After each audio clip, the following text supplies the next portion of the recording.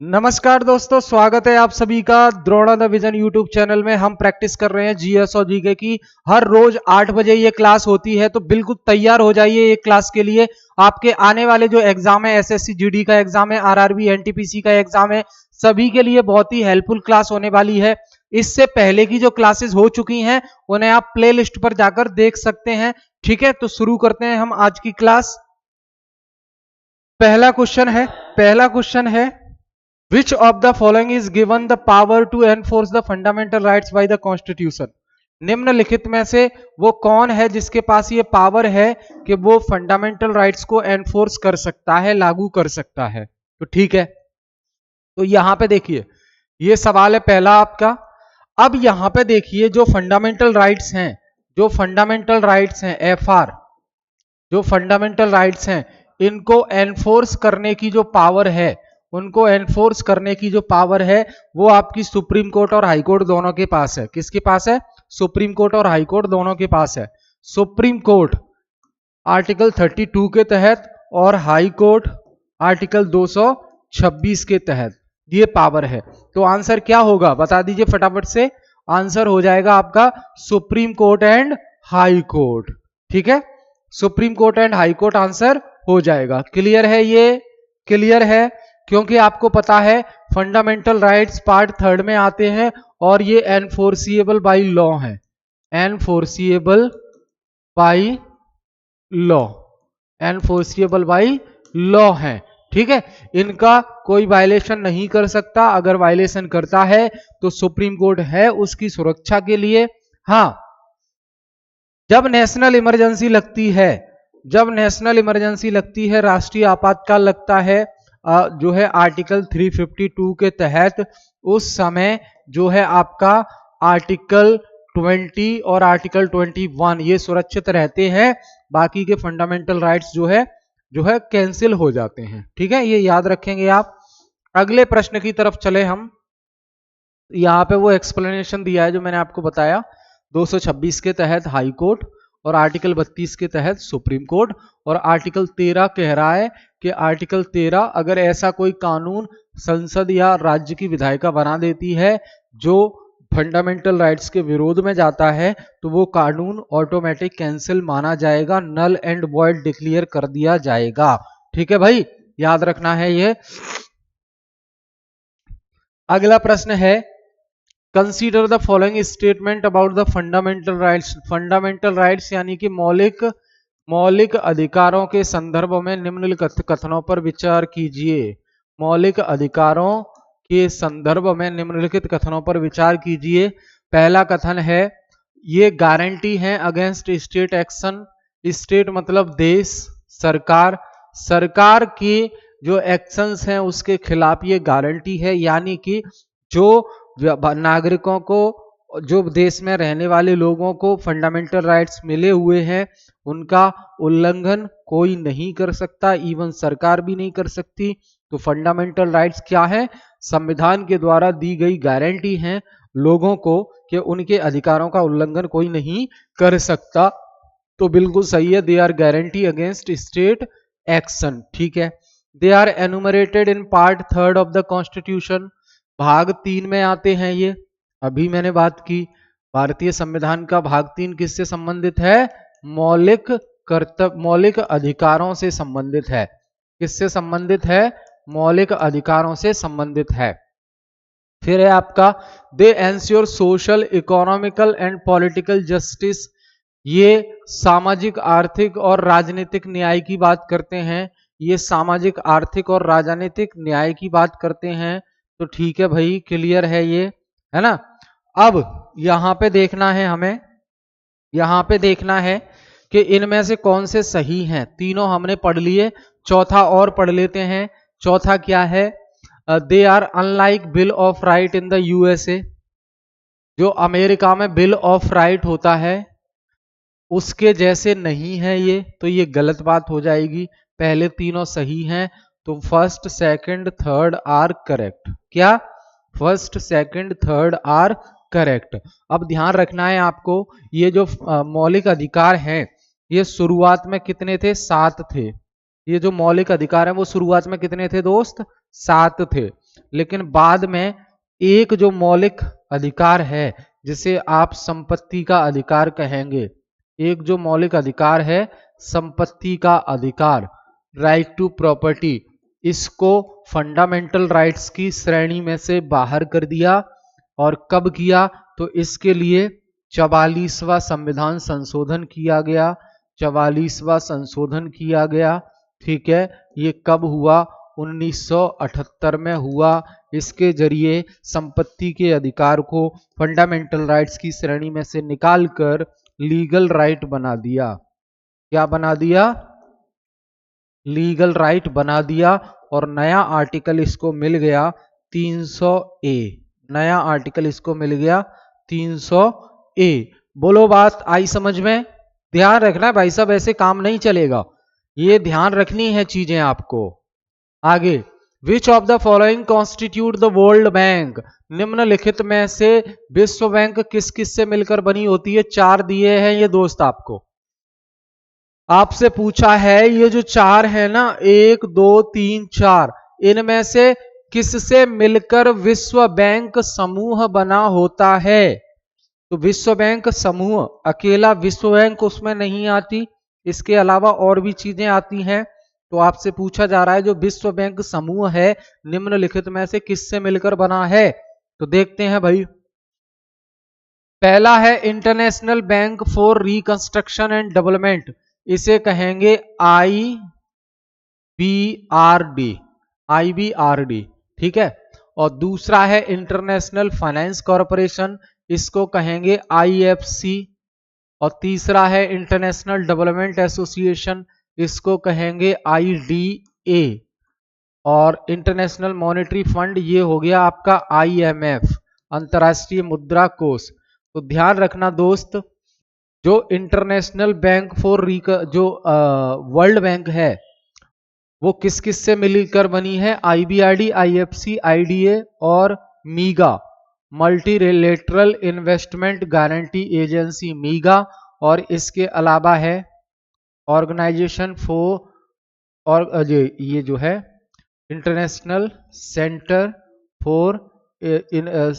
For investment settlement dispute, ICSID, है ना। इन सब से मिलकर बना है आपका क्या? World bank. IMF world bank का हिस्सा नहीं है, IMF जो है वर्ल्ड बैंक का हिस्सा नहीं है। हाँ, ये ध्यान रखेंगे आप, वर्ल्ड बैंक को और IMF को एक दूसरे का जुड़वा कहा जाता है। वर्ल्ड बैंक और IMF को एक दूसरे का जुड़वा कहा जाता है क्योंकि दोनों की स्थापना एक ही दिन हुई और ब्रिटेन वुड मीटिंग के बिहाफ पर हुई। ब्रिटेन वुड एक जगह है जहां पर मीटिंग हुई ब्रिटेन वुड में। उसके बाद आउटकम ये निकला कि ऐसी कोई ऑर्गेनाइजेशन होनी चाहिए। तो यहां ध्यान रखिए, अब इस प्रश्न के हिसाब से वर्ल्ड बैंक इन 3 से मिलकर बना है क्योंकि मीगा और ICSID इसमें ऑप्शन में नहीं है, तो इन 3 से मिलकर बना है। तो पहला दूसरा तीसरा, पहला दूसरा तीसरा, ए आंसर सही हो जाएगा। ठीक है भाई, पहला दूसरा तीसरा ए आंसर सही हो जाएगा। यहां देख लो, IBRD की स्थापना 1944 में हुई, IDA की स्थापना 1960 में होती है, IFC की स्थापना 1956 में, मीगा की स्थापना 1988 में, ICSID की स्थापना 1966 में। इन सब से मिलकर वर्ल्ड बैंक बना होता है। ठीक है, तो वर्ल्ड बैंक के ये क्या है? पार्ट्स हैं। तो इन सब से मिलकर वर्ल्ड बैंक बना होता है। आई होप चीजें क्लियर है। चलो, Who among the following has authored the book India's Economic Policy, the Gandhian Blueprint? ये किताब का नाम है, ध्यान रखना, किताब का नाम क्या है? India's economic policy. किताब का नाम क्या है? India's economic policy. किसने लिखा है इस किताब को? तो आचार्य विनोबा भावे, मोरारजी देसाई, जयप्रकाश नारायण और चौधरी चरण सिंह। तो ध्यान रखना, चौधरी चरण सिंह ने ये किताब लिखी है। चौधरी चरण सिंह ने ये किताब लिखी है। आपके लिए सवाल क्या है? आपके लिए सवाल क्या है कि जो चरण सिंह हैं, जो चरण सिंह हैं, ये किस स्टेट से बिलोंग करते हैं? किस स्टेट से बिलोंग करते हैं? ये आपको सवाल का जवाब देना है। मैच लिस्ट और लिस्ट वन और लिस्ट टू दिए हुए हैं, सूची 1 और सूची 2 दिए हुए हैं। एक तरफ युद्ध का नाम है, दूसरी तरफ वो युद्ध कब हुए वो डेट दी हुई है। आपको मैच करना है, आपको मैच करके करेक्ट आंसर बताना है, आपको मैच करके करेक्ट आंसर बताना है। तो भैया देखो, 5वां प्रश्न है ये आपके सामने। पहले पे दिया है बैटल ऑफ प्लासी, पहले पे दिया है बैटल ऑफ प्लासी, दूसरे पे battle of Kalinga, battle of Haldi Ghati, battle of Tarain. Tarain का युद्ध, हल्दी घाटी का युद्ध, कलिंग का युद्ध, प्लासी का युद्ध कब कब हुए मैच करके बता दो जल्दी से, कब कब हुए मैच करके बता दो जल्दी से। तो देखो, प्लासी का युद्ध 1757 में होता है, पेन चेंज कर लेता हूं सही से दिखाई देगा। प्लासी का युद्ध होता है 1757 में, ठीक है जी। कलिंग का युद्ध होता है 261 बीसी में, और हल्दी घाटी का युद्ध होता है 1576 में, और तराइन का युद्ध होता है आपका 1192 में, ठीक है। तो सी आंसर इसका करेक्ट आंसर हो जाएगा, सी आंसर इसका करेक्ट आंसर हो जाएगा। पहले का चौथा, दूसरे का पहला, तीसरे का दूसरा, और चौथे और डी का तीसरा, ठीक है, याद रखेंगे। आपके लिए यहां सवाल है, एक सवाल देता हूं आपको। बक्सर का युद्ध, बक्सर का युद्ध किस साल हुआ? बक्सर का युद्ध किस साल हुआ? जल्दी से बता दीजिए, बक्सर का युद्ध किस साल हुआ? ठीक, फिर से लिस्ट 1 और लिस्ट 2 दी है। एक तरफ दिए हैं रूलर के नाम, शासक के नाम दिए हैं, और दूसरी तरफ उनका मकबरा कहां बना है, टॉम्ब। तो ये तो हो गए आपके शासक, और ये हो गए मकबरा, मकबरा, ठीक, शासक और मकबरा। तो बाबर, हुमायूं, अकबर, जहांगीर ये दिए हैं, और दिल्ली, काबुल, लाहौर और सिकंदरा ये इनके मकबरा के स्थान हैं। आपको मैच करना है किसका मकबरा कहां पर बना हुआ है, किसका मकबरा कहां पर बना हुआ है। तो देखो, बाबर का मकबरा कहां बना है, काबुल में है, और हुमायूं का मकबरा दिल्ली में है, अकबर का मकबरा सिकंदरा में है, और जहांगीर का मकबरा लाहौर में है। तो आंसर क्या हो जाएगा इसका, बी आंसर हो जाएगा। क्या समझे? बाबर का मकबरा काबुल में, हुमायूं का मकबरा दिल्ली में, अकबर का मकबरा सिकंदरा, सिकंदरा आगरा में है, ये ध्यान रखेंगे, सिकंदरा कहाँ है, आगरा में है, और जहांगीर का मकबरा लाहौर पाकिस्तान में है, ये काबुल अफगानिस्तान अलग हो जाता है ये, ठीक है। तो ये ध्यान रखना है आपको। Which one of the following is a landlocked country? Landlocked country किसे कौन सी है इसमें? लैंडलॉक कंट्री का मतलब है एक ऐसा देश, एक ऐसा देश जो चारों तरफ से भूमि से घिरा हुआ है, चारों तरफ भूमि है उसके, पानी नहीं है, चारों तरफ भूमि है उसके, पानी नहीं है। तो बेल्जियम हंगरी, रोमानिया, यूक्रेन। तो हंगरी एक लैंडलॉक्ड कंट्री है। हंगरी क्या है? लैंडलॉक्ड कंट्री है, यानी कि हंगरी देश पूरी तरह से पानी से नहीं, मतलब जमीन से घिरा हुआ है। तो 7वें का आंसर बी। अब ये कंट्री आपको याद रखनी है, यहां देखो, ये तो हंगरी हो गया, ये जो व्हाइट पोर्शन है पूरा ये हंगरी हो गया, ये जो है लैंडलॉक्ड कंट्री है। इसी के पास में है पोलैंड, यूक्रेन, स्लोवाकिया, ऑस्ट्रिया, और आपका ये सीरिया, रोमानिया, ये इसी के पास है। अब आपको लैंडलॉक कंट्री याद रखनी पड़ेगी दोस्त। कैसे? हम कॉन्टिनेंट के हिसाब से देख लेते हैं। एशिया की लैंडलॉक्ड कंट्री, यूरोप की और अफ्रीका की। एशिया, यूरोप और अफ्रीका की लैंडलॉक्ड कंट्री। तो एशिया की लैंडलॉक्ड कंट्री कौन सी है? Afghanistan, Bhutan, Laos, Nepal, Kazakhstan, Turkmenistan, Uzbekistan, Tajikistan, Kyrgyzstan, Azerbaijan, Armenia और मंगोलिया। ये तो एशिया महाद्वीप की हो गई लैंडलॉक्ड कंट्री।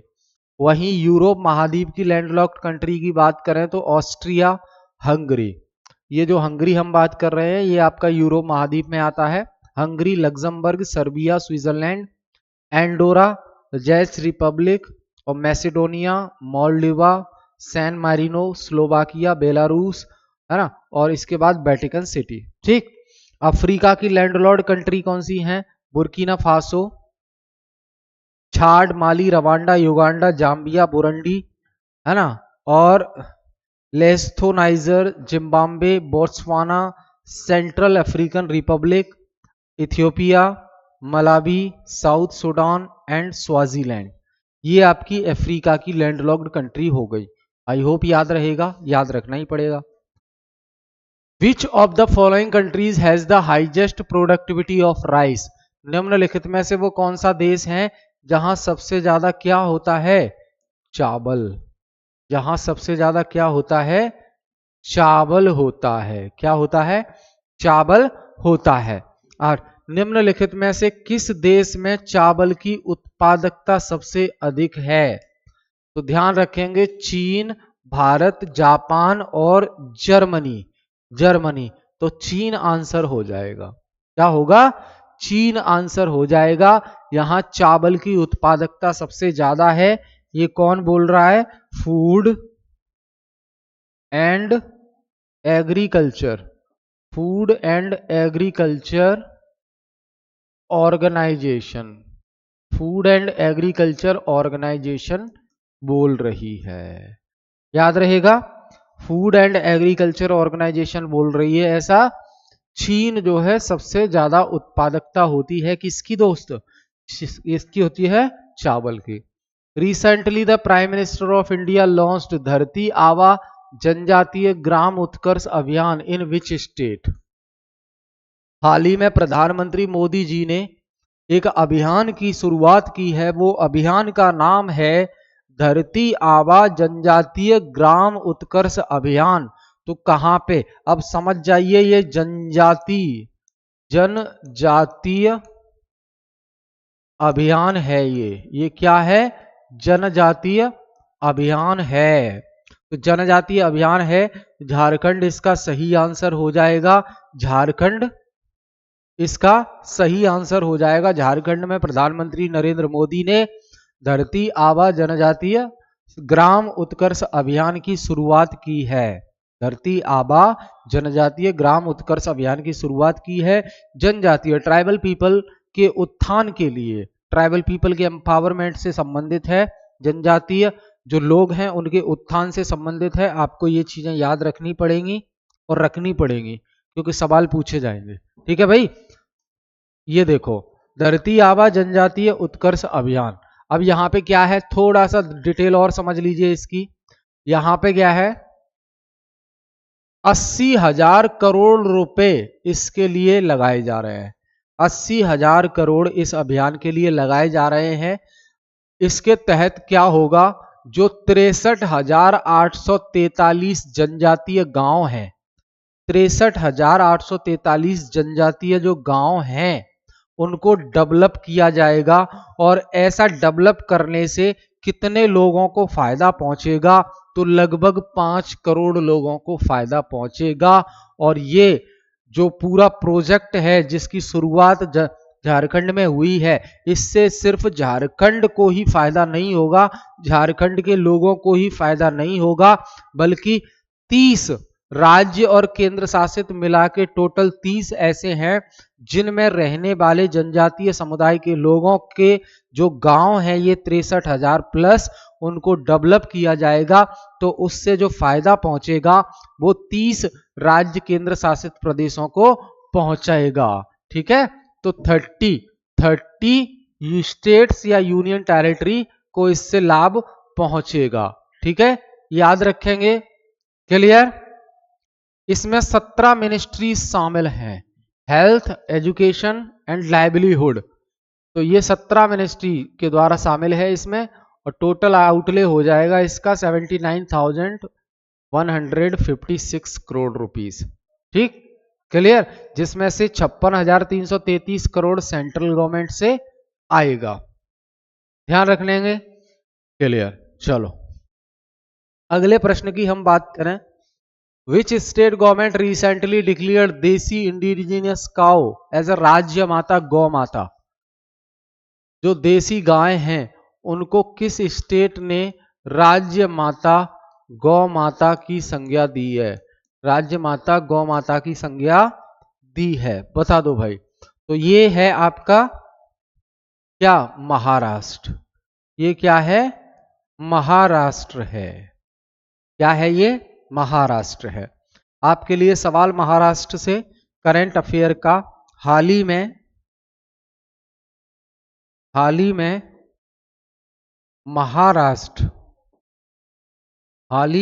महाराष्ट्र के सीएम यानी कि मुख्यमंत्री कौन बने हैं? हाल ही में महाराष्ट्र के मुख्यमंत्री कौन बने हैं? जवाब दे दो फटाफट से, कौन बने हैं? ये पहला प्रश्न। और दूसरा भी इसी से संबंधित है, महाराष्ट्र के गवर्नर का नाम बताना है। महाराष्ट्र के गवर्नर यानी कि राज्यपाल का नाम बताना है। गवर्नर का नाम बताइए, ठीक है? तो ये हो जाएगा आपका, ये ध्यान रखना है आपको अच्छे से। क्लियर? तो Maharashtra government granted indigenous cow breeds the title of राज्य माता गौ माता for their cultural and agricultural significance. तो कृषि रूप से भी उसका महत्व है और संस्कृति के रूप से भी उसका महत्व है। तो चीफ मिनिस्टर एकनाथ शिंदे थे उस समय, इन्हीं की कैबिनेट ने इसको जो है निर्णय लिया है इससे संबंधित। ठीक है भाई? तो ये याद रखना है आपको। क्लियर है? चीजें क्लियर है? बहुत बढ़िया।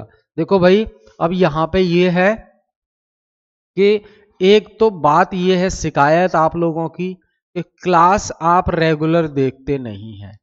क्लास रेगुलर देखो भाई साहब। अब देख लीजिए, आप इतनी मेहनत की जा रही है आपके लिए, तो किसके लिए की जा रही है? क्यों की जा रही है? सिर्फ इसलिए ना कि आप जो तैयारी कर रहे हैं, जो सब्जेक्ट पढ़ रहे हैं, उनसे संबंधित प्रश्न कैसे कैसे एग्जाम में पूछे जाते हैं, वो प्रश्न आपके सामने इस क्लास में लाए जाते हैं। उसके साथ साथ चीजें डिस्कस भी की जाती हैं। तो आप ही का फायदा है इसमें, आपका रिवीजन हो रहा है, आपको ये आइडिया लग रहा है कि आप जो पढ़ रहे हैं उससे जो सवाल बन रहे हैं कैसे आप सॉल्व कर पा रहे हैं या नहीं कर पा रहे, कौन सी चीजें हैं जो आप भूल रहे हैं, कौन सी चीजों को आपको ज्यादा दोबारा से रिवाइज करने की जरूरत है। ठीक? तो ये आपके लिए क्लास है, सिर्फ आपके लिए क्लास है। तो बस आपसे बस इतनी ही उम्मीद है, इस क्लास को रेगुलर देखिए, आप रेगुलर देखिए।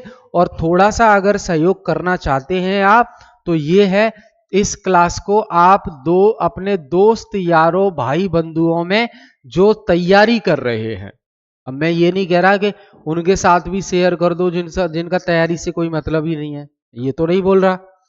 जो दोस्त यार भाई बंधु तैयारी कर रहे हैं उनके साथ इस क्लास को शेयर कीजिए, पहला काम। और दूसरा, आप जब क्लास देख लें तो उसके बाद कमेंट जरूर करें, कमेंट करके क्लास का फीडबैक जरूर दें। और साथ ही साथ आपके कोई सवाल होते हैं, वो सवाल भी आप कमेंट करके हमें बताएं।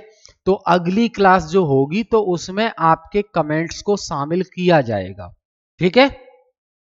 कमेंट्स अच्छा रहा यानी कि नॉलेजफुल रहा आपका कमेंट, तो आपके कमेंट को क्लास में भी दिखाया जाएगा यहां स्क्रीन पर। ठीक है भाई? क्लियर है? इतनी बात समझ आ गई? चलो तो फिर मिलेंगे नेक्स्ट क्लास में। तब तक के लिए देखते रहिए, मेहनत करते रहिए। Thank you all of you.